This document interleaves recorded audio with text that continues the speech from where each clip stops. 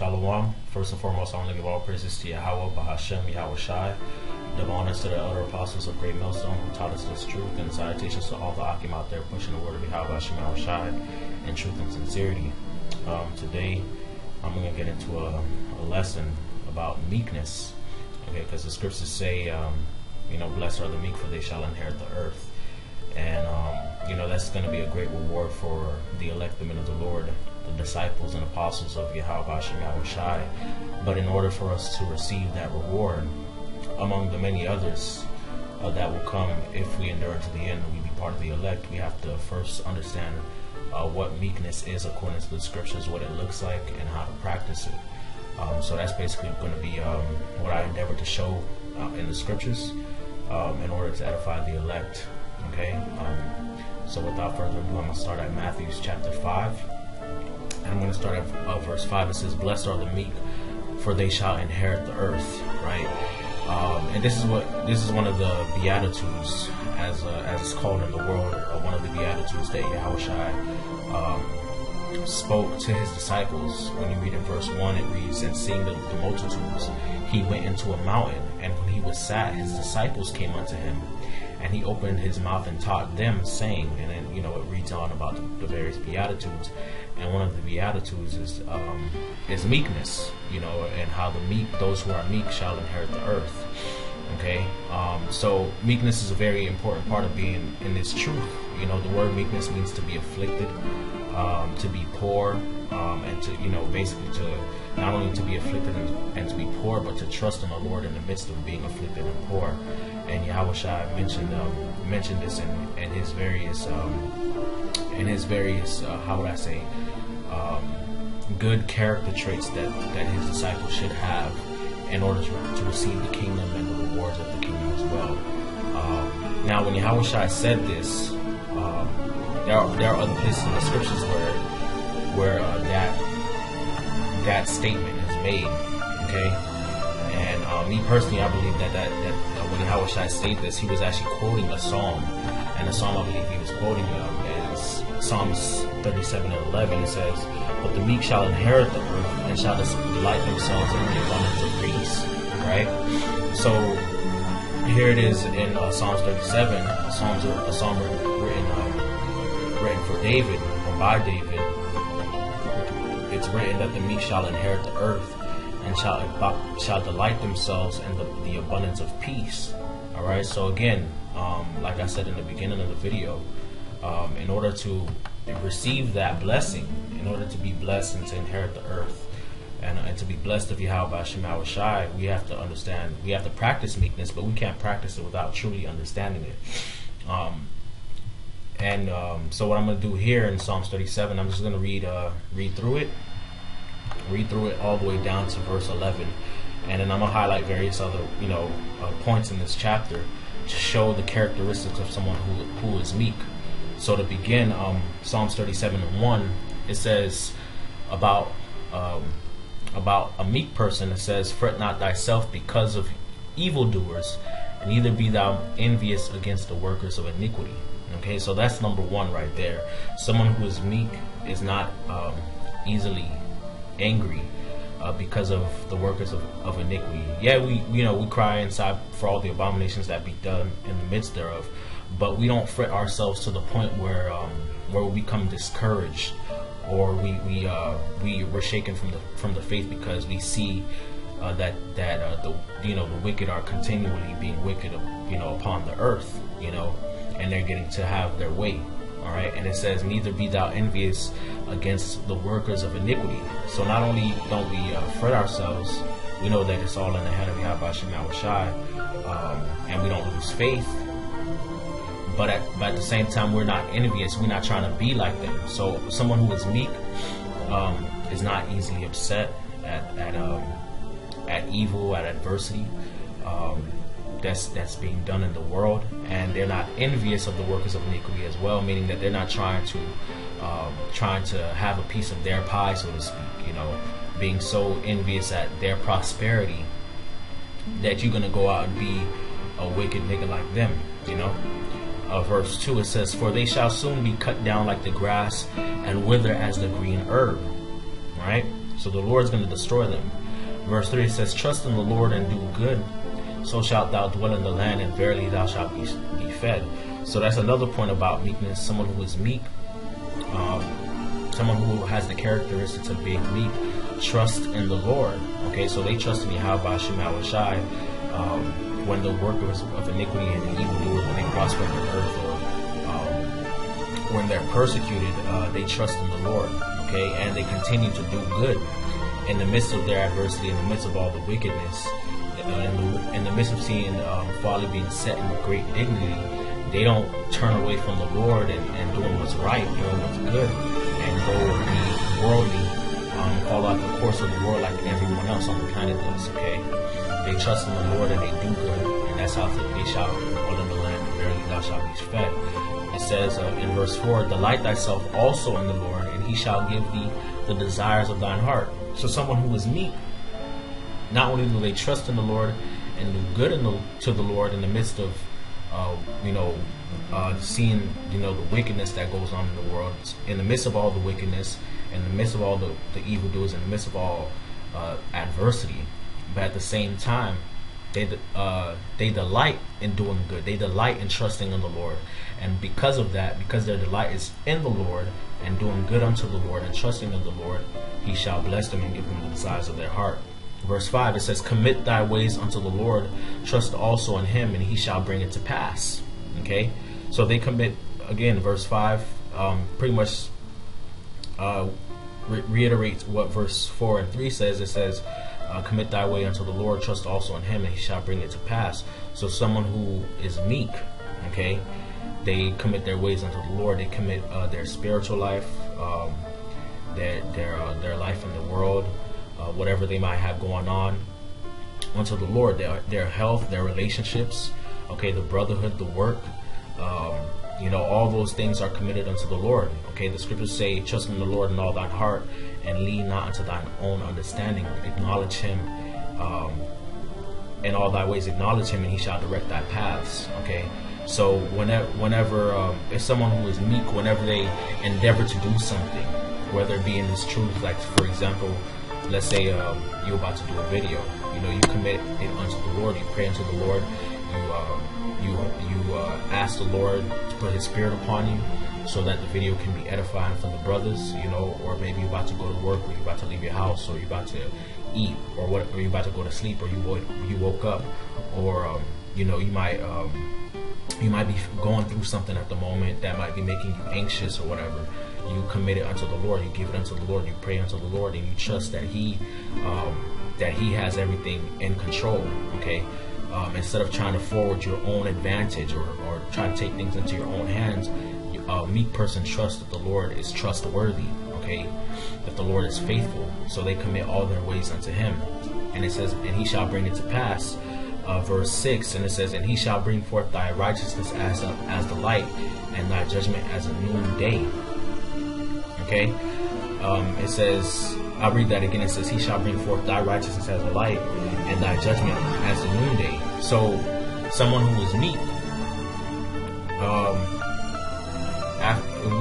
they trust in the Lord, they do good, they continue to do what's right unto the Lord, what the Lord commands. They commit their ways unto the Lord in the midst of evil, in the midst of workers of iniquities,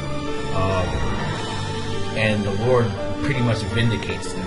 Okay, the Lord shows them to be the righteous. Okay, the Lord shows that he's dealing with them, that he's on their side. Because in this world, when the righteous, when the men of the Lord and those that believe in Yahweh Shai catch hell, the world looks at it as if the Lord is not on these people's side. Okay, the world looks at it as the world looks at it as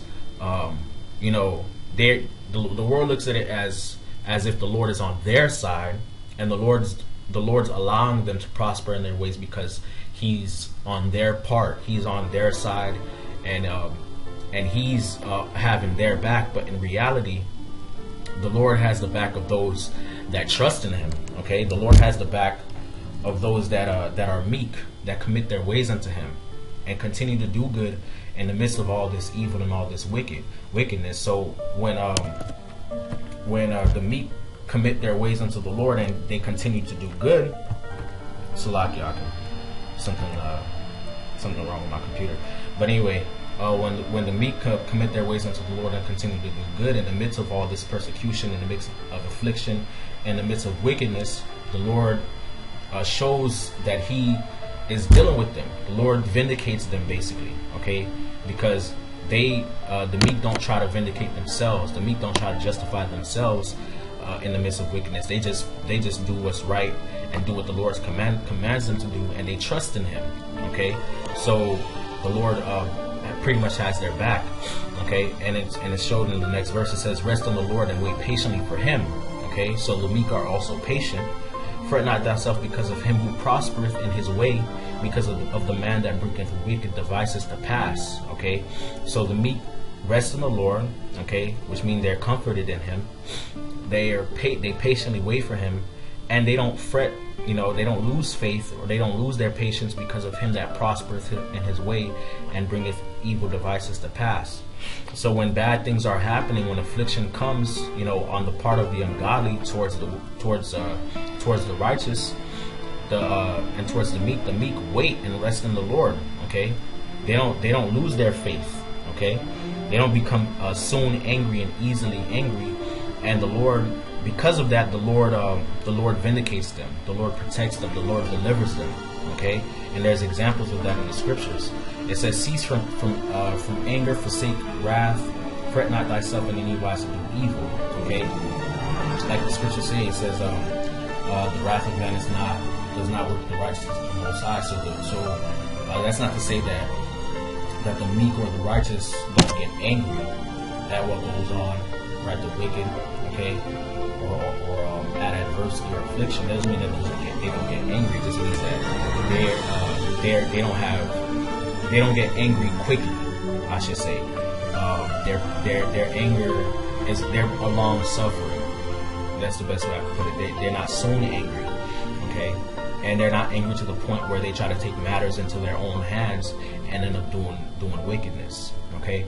And there's an example of that in the scriptures, Numbers 12, okay?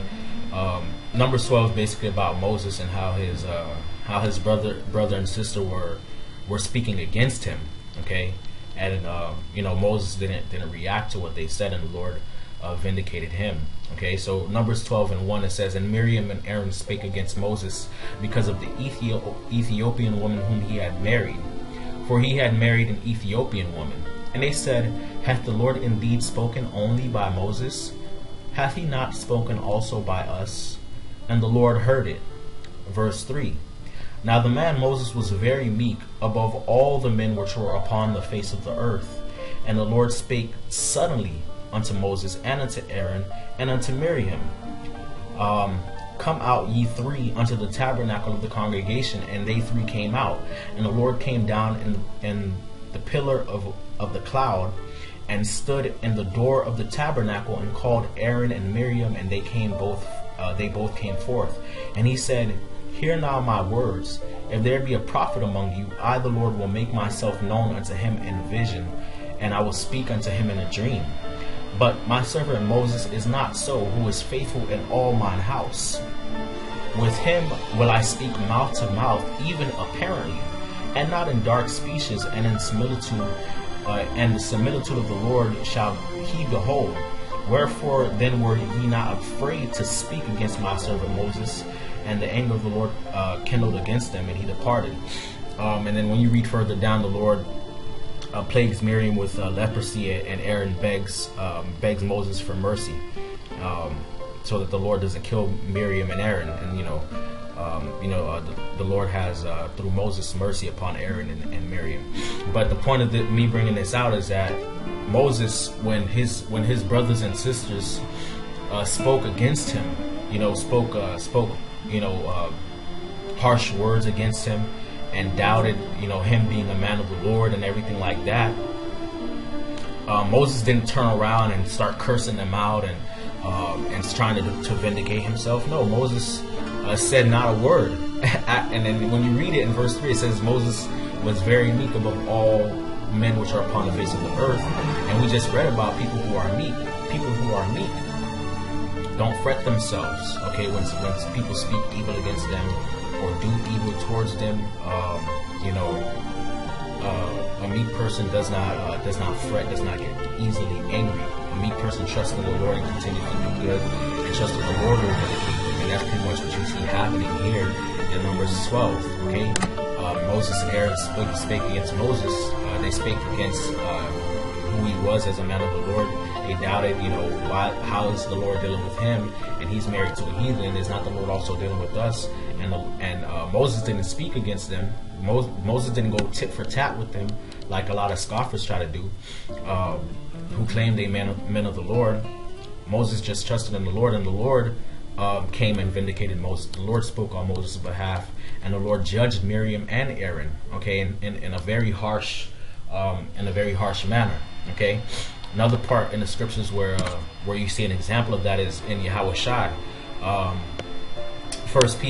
start at 1 Peter 2:18. It says, "Servants, be subject to your masters with all fear, not only to the good and gentle, but also to the forward. For this is thankworthy if a man for conscience sake toward God endure grief, suffering wrongfully."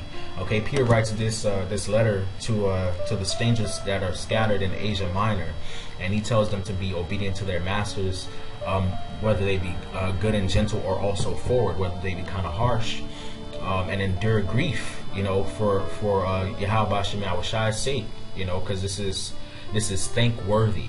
Okay, and then it says in verse 20, it says, "For what glory is it if when ye be buffeted for your faults ye shall take it patiently? But if when ye do well and suffer for it ye take it patiently, this is acceptable with the Most High." So actually I'll keep on reading. It says, "For even hereunto are ye called, or were ye called, because Hamashiach also suffered for us, leaving us an example, that ye should follow his steps, who did no sin, neither was guile found in his mouth, who, when he was reviled not again. When he suffered, he threatened not, but committed himself to him that judges righteously." Okay, so Peter says this to the strangers that were scattered in Asia Minor, and he says that because he wants them to follow Yahushai's example. Yahushai was a righteous man, okay, and he did no sin. But he was punished, he was reviled, he was spoken against, he was threatened, okay, people insulted him, all right, but he committed himself to Yahweh, okay, the Heavenly Father who judges righteously, all right, and the Most High vindicated him. Even on the cross when he was dying, bleeding, okay, he had a crown of thorns, he was pierced in his side, he was beaten, he was spit upon, he was smote by the soldiers. People spake against him, and even in his death, Yahweh the Father vindicated him, and he gave up the ghost. There was a great earthquake, man, and there was darkness upon all the land.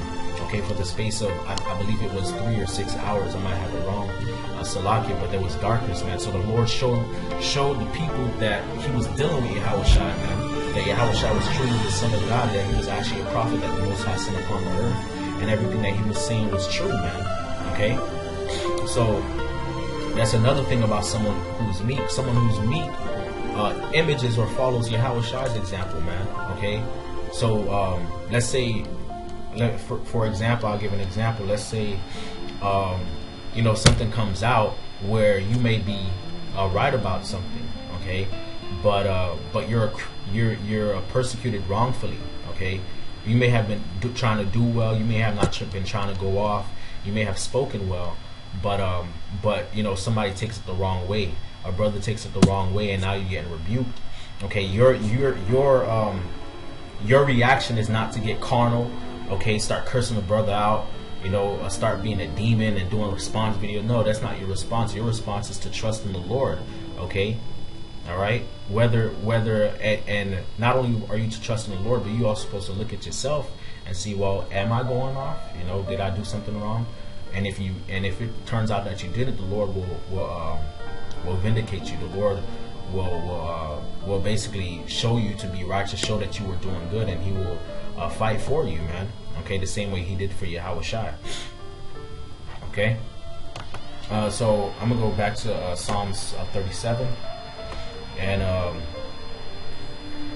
verse 9. It says, "For evildoers shall be cut off But those that wait upon the Lord, they shall inherit the earth. So again, the meek, they wait upon the Lord, they're patient, and they shall inherit the earth. For yet a little while, and the wicked shall not be.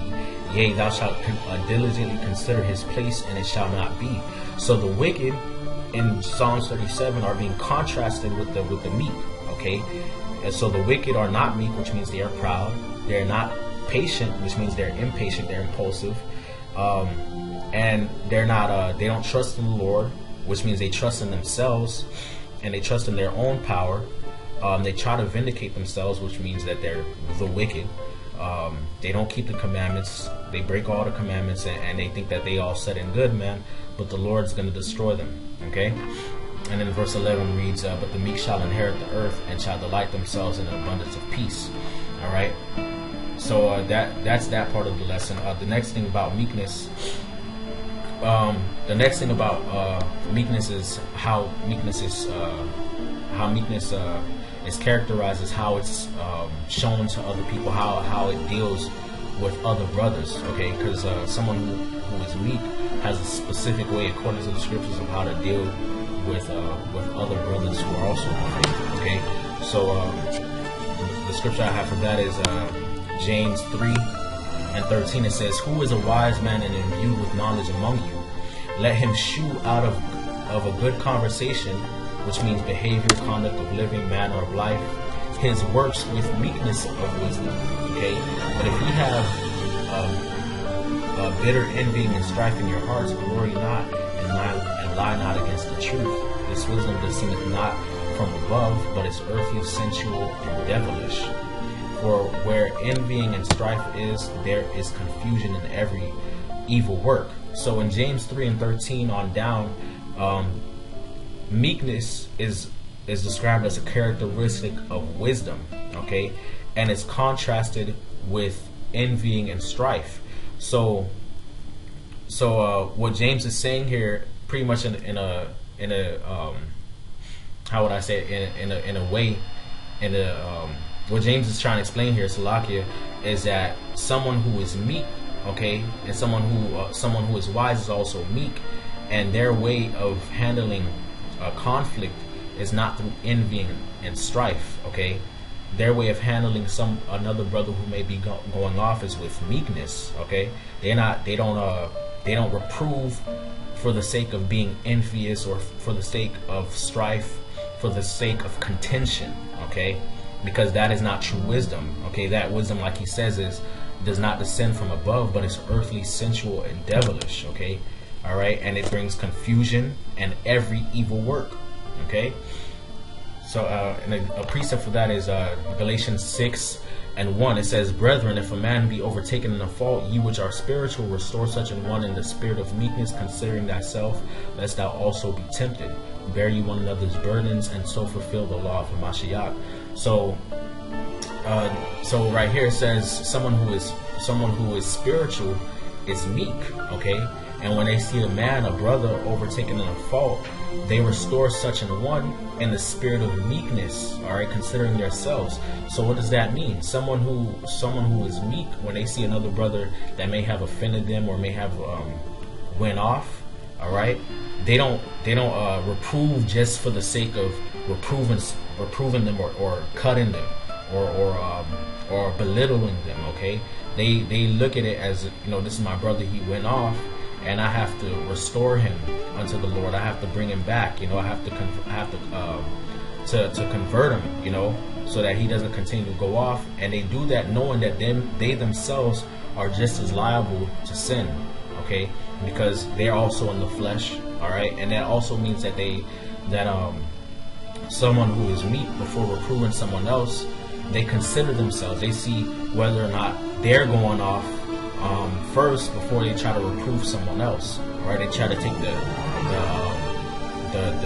beam out of their own eye, or the offense out of their own eye, before they try to correct someone else. Okay, so someone who is meek is considerate. Someone who's meek is tenderhearted. They're compassionate. When they see another brother going off, they don't think immediately that this person, he's wicked, he's a demon. Nah, they look at it, this man is in the flesh. He may very well be a man of the Lord, but he's in the flesh. He might have demons on him, you go talk to him, you go speak to him, and try to restore him, because I know that I could just as easily be in that situation. Okay, it's not for vainglory, it's not for envying and strife like these scoffers do on YouTube. Okay, claiming they're men of the Lord, calling brothers out of their name, doing all this wild stuff, and then claiming that they're trying to be a brother. No, you're not. You know, claiming that they're humble, claiming that they're men of the Lord, you're not, because that's not how men of the Lord go about doing things among the brotherhood. Okay, verse 17, it says, "But the wisdom that is from above is first pure, then peaceable, gentle, and easily to be entreated, full of mercy and of good fruits, without partiality and without hypocrisy. And the fruit of righteousness is sown in them, in peace of them that make peace." Okay, so that's another part of being meek. All right, when you're dealing with a brother, maybe a brother who may be going off, you're reproving him so that you and him may be at peace again, and he may be at peace with you and with Yahweh Bashim Yahushai. All right, okay, you're not reproving him just to put him down, you know, or to call him out his name, or to show that you know this and you know that. Nah, it's not that. You know, that's not how it's done. And that's not to say that that, you know, at times when reproof is coming out, that it's not going to be harsh sometimes, but that's to say the motivation of why the reproof should be happening.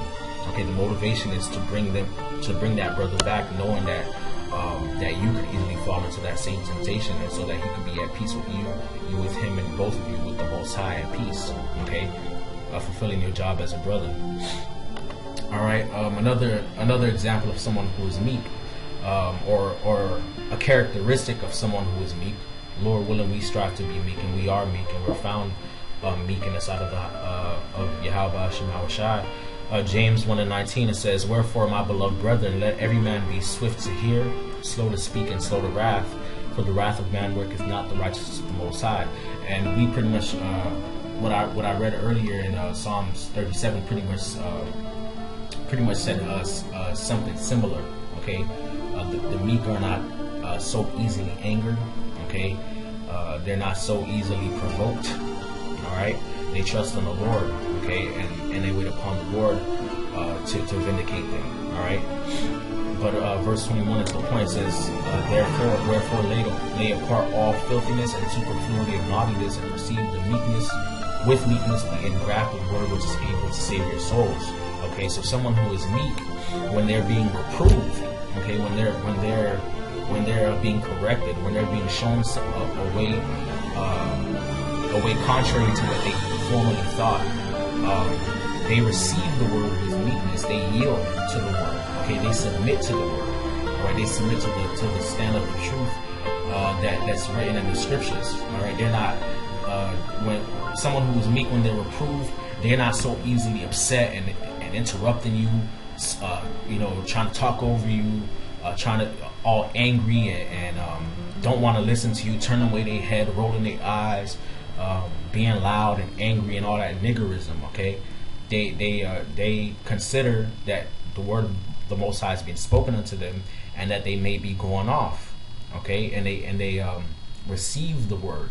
All right, they don't look at it as if it's the person who's reproving them that's reproving them. They're looking at it as this person is being used by the Most High to speak the words of the Most High, to show me a way, that the right way, okay, contrary to the way that I was doing, or the way that I was living, or the way that I was thinking that was the wrong way, in the hopes of saving my soul, like the scripture says in verse 21. Okay, verse 22 says, but be doers of the word, and not hearers only, deceiving your own selves. For if any be a hearer of the word, and not a doer, he is like unto a man beholding his natural face in a glass. For he beholdeth himself, and goeth his way, and straightway forgetteth what manner of man he was. Alright, so someone who is meek, not only are they quick to listen to the word, to consider the word, to receive the word, in the hope of saving their souls, but at the same time, not only are they hearing it, but they're willing to do it. They're actually practicing it. Okay? Why? Because he that's just a hearer of the word and not a doer, as a man beholding his natural face in the glass. All right, what that means is the word is the mirror. Okay, The word is the glass whereby we judge, you know, ourselves. Okay, we measure ourselves the same way you wake up in the morning, you look in the mirror, you look if you have any blemishes on your face, whether you need to use lotion, okay, whether you need to brush your teeth, probably got a few biggers that you need to pick out, probably need to brush your hair. That's the same way we look at the word of the Most High and see what things need to be corrected in ourselves by measuring what the Most High, what the word of the Most High tells us on how to live.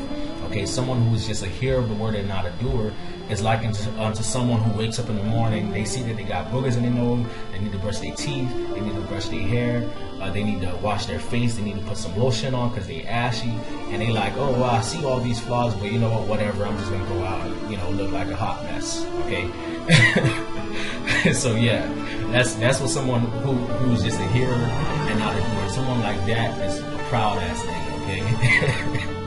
Alright, but someone who's a doer of the work, okay, like verse 25 says, it says, but whoso looketh unto the perfect law of liberty and continueth therein, being not a forgetful hearer but a doer of the word, this man is blessed in his deed.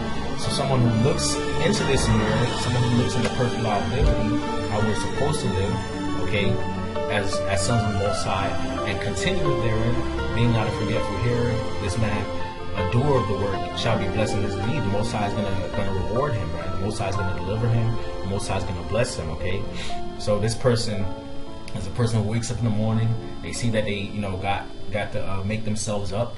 You know, they can't go to work looking like this. They can't, you know, go see their girlfriend looking like this. They can't go out looking like this. So they brush their hair and comb it and wash their face and brush their teeth and pick all the boogers out their nose or whatever you want to, you know, however you want to explain it.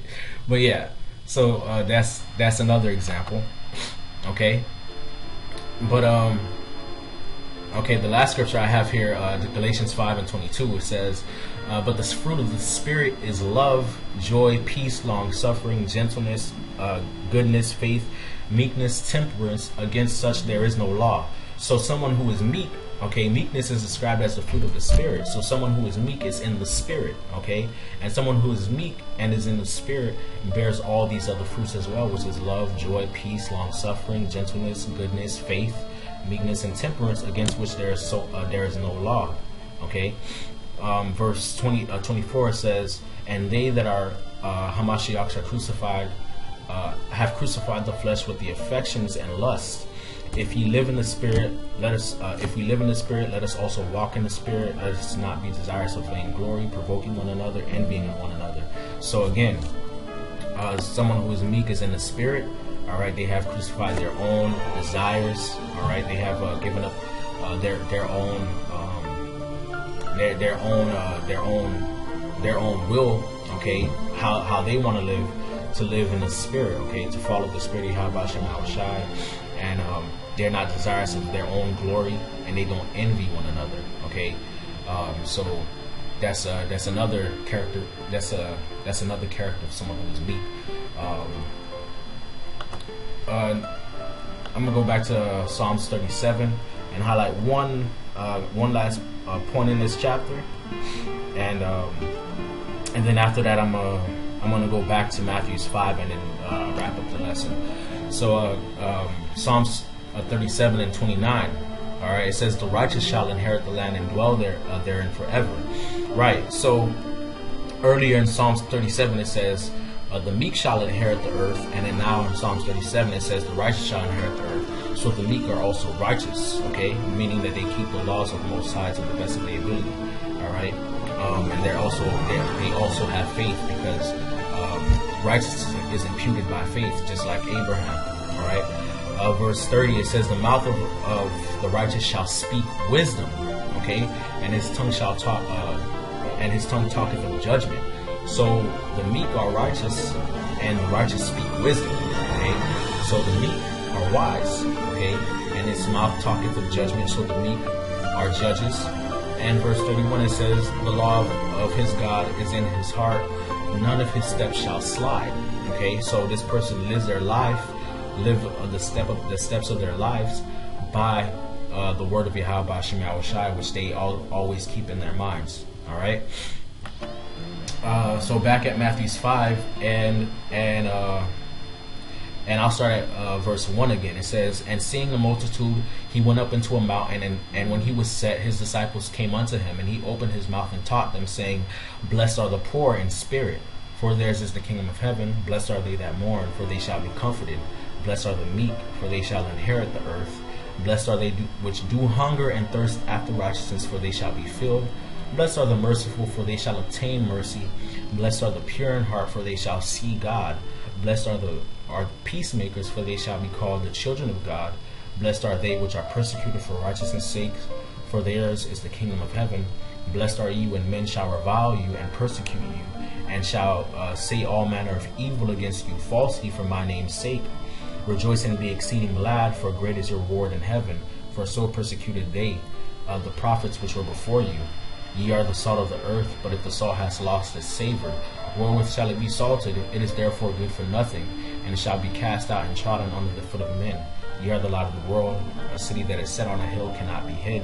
Neither do men light a candle and put it under a bushel, but on a candlestick, and it giveth light unto all that are in the house. Let your light so shine before men, that they may see your good works and glorify God, or glorify your Father which is in heaven." Right.